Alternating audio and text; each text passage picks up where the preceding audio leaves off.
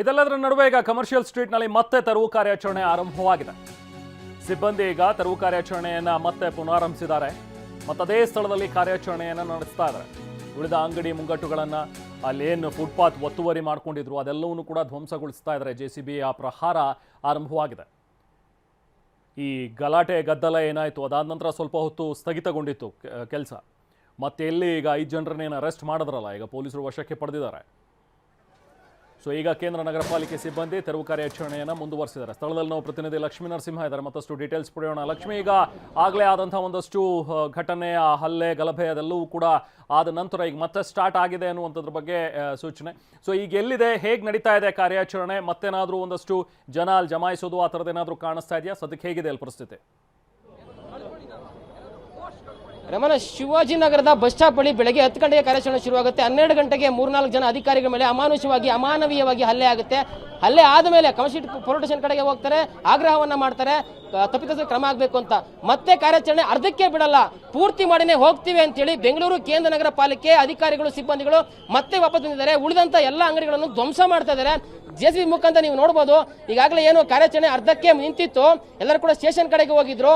ಅಲ್ಲಿ ಕಂಪ್ಲೇಂಟ್ ಕೊಟ್ಟ ಬಳಿಕ ಮತ್ತೆ ವಾಪಸ್ಸು ಕಾರ್ಯಾಚರಣೆಗೆ ಸ್ಥಳಕ್ಕೆ ಬಂದಿದ್ದಾರೆ. ಶಿವಾಜಿನಗರ ಬಸ್ ನಿಲ್ದಾಣದ ಬಳಿ ಎಲ್ಲರೂ ಕೂಡ ಜಮಾಯಿಸಿದ್ದಾರೆ. ಸ್ಥಳೀಯ ಪೊಲೀಸರು ಮತ್ತೆ ಬೆಂಗಳೂರು ಕೇಂದ್ರ ನಗರ ಪಾಲಿಕೆ ಆಯುಕ್ತರು ಜಗದೀಶ್ ಅವರು ಸ್ವತಃ ಸ್ಥಳಕ್ಕೆ ಬಂದು ಆ ಒಂದು ಕಾರ್ಯಾಚರಣೆ ನೇತೃತ್ವವನ್ನು ವಹಿಸಿದ್ದಾರೆ. ನನ್ನ ಜೊತೆ ಅವರಿದ್ದಾರೆ, ಮಾತಾಡ್ತಾ ಹೋಗ್ತೀನಿ. ಸರ್, ಇಂಥ ಘಟನೆ ಆಗಬಾರ್ದಾಗಿತ್ತು, ಆಗ್ಬಿಟ್ಟಿದೆ. ಕಾರ್ಯಾಚರಣೆ ಅರ್ಧಕ್ಕೆ ನಿಂತಿದ್ದು ಮತ್ತೆ ಶುರುವಾಗಿದೆ.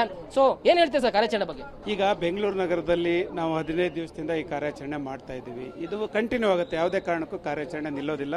ಯಾರೋ ಕಿಡಿಗೇಡಿಗಳು 1-2 ಜನ ಮಾಡಿರೋ ಸಮಸ್ಯೆಗೆ ಇದನ್ನು ಯಾವುದೇ ಕಾರಣಕ್ಕೂ ನಿಲ್ಲಿಸೋದಿಲ್ಲ. ಖಂಡಿತ ಸರ್ಕಾರಿ ಅಧಿಕಾರಿಗಳ ಮೇಲೆ ಯಾರು ಹಲ್ಲೆ ಮಾಡಿದ್ದಾರೆ ಅಂಥವ್ರ ಮೇಲೆ ಕಠಿಣ ಕ್ರಮ ಜರುಗಿಸ್ತೀವಿ. ಈಗ ಆಲ್ರೆಡಿ ನಾನು ಜಾಯಿಂಟ್ CP ಸಾಹೇಬ್ರ ಜೊತೆಗೆ ಮತ್ತು DCP ಅವ್ರ ಜೊತೆಗೆ ಚರ್ಚೆ ಮಾಡಿದ್ದೇನೆ. ಅಲ್ಲಿ ಪೊಲೀಸ್ ಸ್ಟೇಷನಲ್ಲಿ ಇದುವರೆಗೂ ನಾನು ಕೂತಿದ್ದು, ಅಲ್ಲಿ FIR ದಾಖಲು ಮಾಡಿದ್ದಾರೆ. ಈಗ ಆಲ್ರೆಡಿ 10 ಜನರು ಅರೆಸ್ಟ್ ಮಾಡಿದ್ದಾರೆ. 11 ಯಾರು ಮುಖ್ಯ ಅಕ್ಯೂಸ್ಡ್ ಯಾರಿದ್ದಾರೆ ಅವ್ರನ್ನೂ ಸಹ ತಕ್ಷಣ ವಿಡಿಯೋ ನೋಡಿದಾಗ ಗೊತ್ತಾಗುತ್ತೆ. ಅಧಿಕಾರಿಗಳು ಮಾತ್ರ ಅಲ್ಲ, ಸಿಬ್ಬಂದಿ ಮಾತ್ರ ಅಲ್ಲ, ಯಾರೇ ಒಬ್ರು ನೋಡಿದ್ರು ಕೂಡ ಅಯ್ಯೋ ಅನ್ಸುತ್ತೆ. ಯಾಕಂದ್ರೆ ಹೊಡೆದು ಹೆಲ್ಮೆಟ್ ಇಂದ ಹೊಡೆದು ನೆಲಕ್ಕೆ ತಳ್ಳಿ ಇಷ್ಟೊಂದು ಅಮಾನ್ಯವಾಗಿ ಅಧಿಕಾರಿ ಜೊತೆ ವರ್ತನೆ ಮಾಡ್ಬೋದಾ ಅಂತಕ್ಕಂಥ ಅಧಿಕಾರಿಗಳು ಅಥವಾ ಸಿಬ್ಬಂದಿ ಇನ್ನೂ ಕೂಡ ಭಯಭೀತರಾಗಿದ್ದಾರೆ. ಕಾರ್ಯಾಚರಣೆ ಇಳಿದಾಗ ಈ ರೀತಿ ಆದ್ರೆ ಹೇಗೆ ಅಂತ ಅವ್ರ ಫ್ಯಾಮಿಲಿ ಕೂಡ ನೋಡ್ತಾ ಇರ್ತಾರೆ. ಅಧಿಕಾರಿಗಳಿಗೆ ಸಿಬ್ಬಂದಿಗಳಿಗೆ ಏನ್ ಹೇಳ್ತೀರಾ ತಾವು? ಈಗ ಅಧಿಕಾರಿಗಳಿಗೆ ಮಾನಸಿಕ ಸ್ಥೈರ್ಯ ತುಂಬಬೇಕನ್ನೋ ಕಾರಣಕ್ಕಾಗಿ ನಾನು ಇಲ್ಲೇ ನಿಂತಿದ್ದೀನಿ.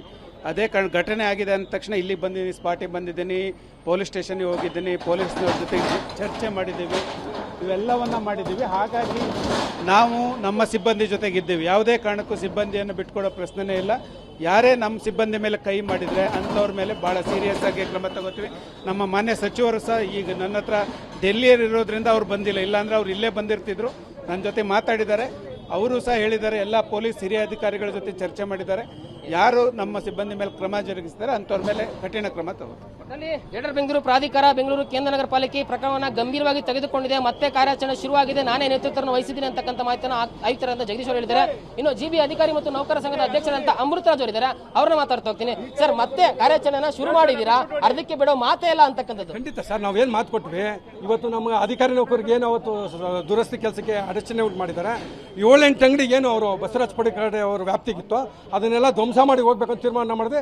ಅದ್ರ ಪ್ರಕಾರ ನಮ್ಮ ಆಯುಕ್ತರು, ಕೇಂದ್ರ ಪಾಲಿಕೆ ಆಯುಕ್ತರು ಮತ್ತು ಅಡಿಷನಲ್ ಕಮಿಷನರ್ ವೆಂಕಟಾಚಲಪತಿ ಅವರ ಒಂದು ಮಾರ್ಗದರ್ಶನದಲ್ಲಿ ಎಲ್ಲ ನಮ್ಮ ಅಧಿಕಾರಿಗಳು ಹೊಡೆದಿದ್ದಾರೆ. ನಮ್ಗೆ ಈಗ ನಮ್ಮ ಹೋರಾಟಕ್ಕೆ ಜಯ ಸಿಕ್ಕಿದೆ. ಅಧಿಕಾರಿಗಳು ನೌಕರರ ವಿಚಾರದಲ್ಲಿ ತಾವೆಷ್ಟು ನೊಂದಿದ್ದೀರ ಅಂತ ಗೊತ್ತಾಗುತ್ತೆ. ಯಾಕಂದ್ರೆ ಯಾರೇ ನೋಡಿದ್ರು ಕೂಡ ಅದನ್ನು ಸಹಿಸಲ್ಲ. ಈ ರೀತಿ ಮಾಡಬಾರ್ದಾಗಿತ್ತು. ಅಮಾನವೀಯ ಅಂದ್ರೆ ಅಮಾನವೀಯ ಆಗುತ್ತೆ. ಅದು ನಿಮ್ಮ ಅಧಿಕಾರಿಗಳಿಗೆ, ನಿಮ್ಮ ನೌಕರರಿಗೆ, ನಿಮ್ಮ ಫ್ಯಾಮಿಲಿಗೆ ಏನ್ ಹೇಳ್ತೀರಾ? ಸರ್, ಖಂಡಿತ ನಮ್ಮ ಅಧಿಕಾರಿ ನೌಕರಿಗೆ ಆತ್ಮವಿಶ್ವಾಸ ತುಂಬಿಸ್ತೀವಿ.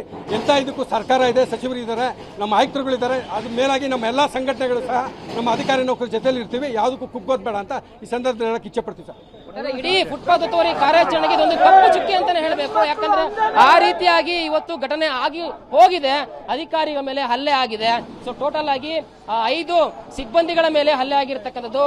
AE 2ಗೆ ಮತ್ತೆ ಒಬ್ರು AEE ಮತ್ತೆ ಇನ್ನೊಬ್ರು ಕಿಯೋಸ್ಕ್ ಅಧಿಕಾರಿ ಮೇಲೆ ಕೂಡ ಹಲ್ಲೆ ಆಗಿದ್ದು ಗೊತ್ತಾಗಿದೆ. ಈಗಾಗಲೇ 10ಕ್ಕೂ ಹೆಚ್ಚು ಮಂದಿಯನ್ನ ವಶಕ್ಕೆ ಪಡೆದಿದ್ದಾರೆ. ಯಾರ್ಯಾರು ಹಲ್ಲೆಯನ್ನ ಮಾಡಿದ್ರು ಅನ್ನೋ ಆರೋಪದ ಮೇಲೆ ಈಗಾಗಲೇ ಉಳಿದಂತ ಎಲ್ಲ ಅಂಗಡಿ ಮುಗ್ಗಟ್ಟುಗಳನ್ನ ಧ್ವಂಸ ಮಾಡ್ತಾ ಇದ್ದಾರೆ. ಯಾಕಂದ್ರೆ ಅಷ್ಟು ಆಕ್ರೋಶ ಭರಿತರಾಗಿದ್ದಾರೆ ಅಧಿಕಾರಿಗಳಾಗಿರ್ಬೋದು, ಸಿಬ್ಬಂದಿ ವರ್ಗ. ಸೊ ಈ ರೀತಿಯಾಗಿ ಆಯ್ತಲ್ಲ ಅಂತಕ್ಕಂಥದ್ದು. ಯಾಕಂದ್ರೆ ಇಡೀ ಅಧಿಕಾರಿ ವರ್ಗ, ಇಡೀ ಸಿಬ್ಬಂದಿ ವರ್ಗ ಒಂದು ರೀತಿ ಭಯಭೀತರಾಗಿದ್ದಾರೆ, ಒಂದು ರೀತಿ ತಲೆ ತಗ್ಸುವಂತ ವಿಚಾರ. ಕಾರ್ಯಾಚರಣೆ ಆಗಬೇಕಾದ್ರೆ ಪ್ರೊಟೆಕ್ಷನ್ ಇರಬೇಕು. ಪೊಲೀಸರು ಇನ್ನೂ ಹೆಚ್ಚಿನ ಸಂಖ್ಯೆಯಲ್ಲಿ ಇದ್ದಿದ್ರೆ ಈ ರೀತಿ ಆಗ್ತಾ ಇರಲಿಲ್ಲ. 4-5 ಜನ ಪೊಲೀಸರು ಸ್ಥಳದಲ್ಲೇ ಇದ್ರು, ಆದ್ರೂ ಕೂಡ ಅವರು ತಡೆಯಲಿಲ್ಲ. ಈ ರೀತಿಯಾಗಿ ಹಲ್ಲೆ ಆಗೋಯ್ತು. ಯಾಕಂದ್ರೆ ಒಬ್ಬ ಅಧಿಕಾರಿ ಅಂತಂದ್ರೆ ಅವ್ರಿಗೆ ಎಷ್ಟು ಜವಾಬ್ದಾರಿ ಇರುತ್ತೆ, ಅವ್ರ ಅಧಿಕಾರ ಇದೆ. ಅಧಿಕಾರ ಕೊಟ್ಟು ಈ ರೀತಿ ಮಾಡಬೇಕಾದ್ರೆ ಅಡಚಣೆ ಉಂಟಾದ್ರೆ ಅದಕ್ಕೆ ಯಾರು ಹೊಣೆ ಅಂತಕ್ಕಂಥ ಒಂದು ಆಕ್ರೋಶದ ಭರಿತ ಮಾತುಗಳು ಈಗ ಜಿಬಿ ಅಧಿಕಾರಿಗಳು ಮತ್ತು ನೌಕರ ಸಂಘದಿಂದ ಕೇಳಿ ಬರ್ತಾ ಇದೆ. ಜನಸಾಮಾನ್ಯರಲ್ಲೂ ಕೂಡ ಒಂದು ರೀತಿಯ ವಿರೋಧ ಹೆಚ್ಚಾಗ್ತಾ ಇದೆ. ಯಾಕಂದ್ರೆ ಕಾರ್ಯಾಚರಣೆ ಮಾಡ್ತಿರೋದು ಸರಿ ಇದೆ, ಬಟ್ ಆದ್ರೆ ಈ ರೀತಿ ಅಡಚಣೆಗಳಾದಾಗ, ಈ ರೀತಿ ಅಹಿತಕರ ಘಟನೆಗಳು ಆಗದಂತೆ ನೋಡ್ಕೊಳ್ಬೇಕಾಗಿತ್ತು ಅಂತಕ್ಕಂಥದ್ದು ಎಲ್ಲರ ಆಗ್ರಹವಾಗಿದೆ.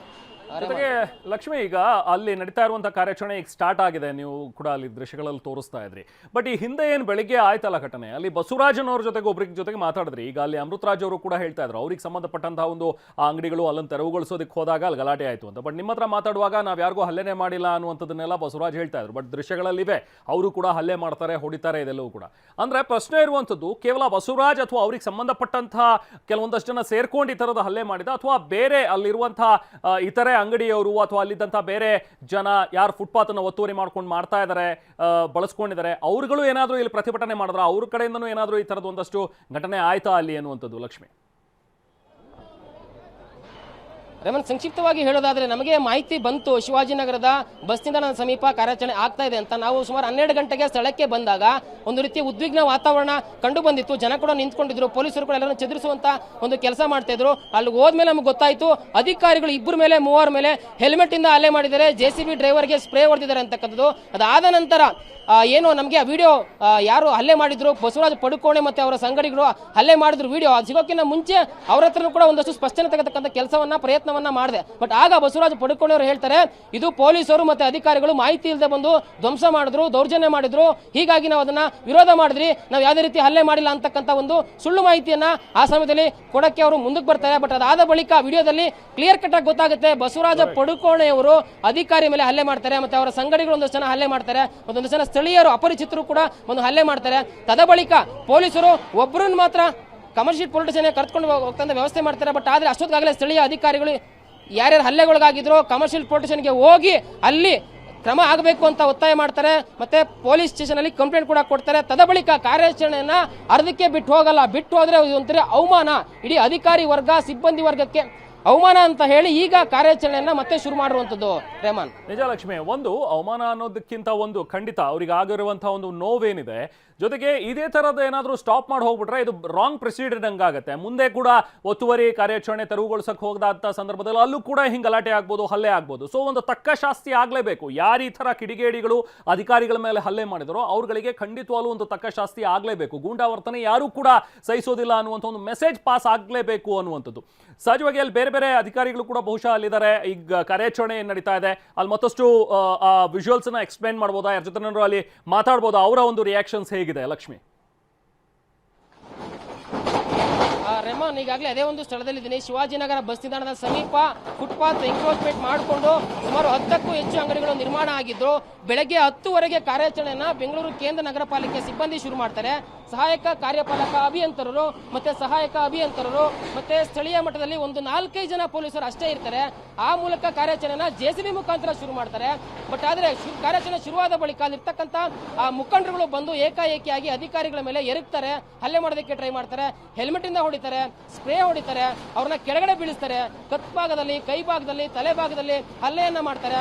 ಮನುಷ್ಯರು ಅನ್ನೋದನ್ನು ಕೂಡ ಮರೆತು ಹಲ್ಲೆ ಮಾಡ್ತಾರೆ. ಯಾಕಂದ್ರೆ ದೃಶ್ಯವಾಗಿ ನೋಡಿದ್ರೆ ಗೊತ್ತಾಗುತ್ತೆ ಎಷ್ಟು ಅಮಾನವೀಯವಾಗಿ ಒಬ್ಬ ಅಧಿಕಾರಿ ಅನ್ನೋದನ್ನು ಕೂಡ ಮರೆತು ಈ ರೀತಿಯಾಗಿ ಅವರು ಹಲ್ಲೆ ಮಾಡ್ತಾರೆ. ಏನೇ ಆದ್ರೂ ಕೂಡ ಅಧಿಕಾರಿಯನ್ನ ಕೇಳಬೇಕಾಗಿತ್ತು, ಪ್ರಶ್ನೆ ಮಾಡಬೇಕಾಗಿತ್ತು, ಮನವಿ ಮಾಡಬೇಕಾಗಿತ್ತು, ಅಥವಾ ಸ್ಥಳದಲ್ಲಿ ಜನ ಪೊಲೀಸರು ಕೂಡ ಇದ್ದು ಪೊಲೀಸರು ಕೂಡ ಅದನ್ನ ಹ್ಯಾಂಡಲ್ ಮಾಡಬಹುದಾಗಿತ್ತು. ಅವ್ರ ಮಧ್ಯೆ ಹೋಗಿ ಏನಾಗ್ತಾ ಇದೆ ಅನ್ನೋದನ್ನ ಪರಿಸ್ಥಿತಿ ಶಾಂತಗೊಳಿಸಬಹುದಾಗಿತ್ತು. ಬಟ್ ಆದ್ರೆ ಅವ್ರು ಇದ್ರೂ ಕೂಡ ಆ ಸಂಘಟನೆ ಮುಖಂಡರು ಅಧಿಕಾರಿಗಳ ಮೇಲೆ ಹಲ್ಲೆ ಮಾಡೋರು ಕೂಡ ಪೊಲೀಸರು ಬಿಡಬಾರ್ದಾಗಿತ್ತು. ಯಾಕಂತಂದ್ರೆ ಪೊಲೀಸರು ಇನ್ನೂ ಹೆಚ್ಚಿನ ಸಂಖ್ಯೆಯಲ್ಲಿ ಇರಬೇಕಾಗಿತ್ತು. ಯಾಕಂದ್ರೆ ಶಿವಾಜಿನಗರದಲ್ಲಿ ಕಾರ್ಯಾಚರಣೆ ಆಗಬೇಕು ಅಂತೇಳಿ ಸಾಕಷ್ಟು ಒತ್ತಾಯಗಳು ಸಾಮಾಜಿಕ ಜಾಲತಾಣಗಳಲ್ಲಿ ಕೇಳಿ ಬಂದಿತ್ತು. ತದ ಬಳಿಕ ಕಾರ್ಯಾಚರಣೆ ಕೊನೆಗೂ ಕೂಡ ಶಿವಾಜಿನಗರದಲ್ಲಿ ಶುರುವಾಯಿತು.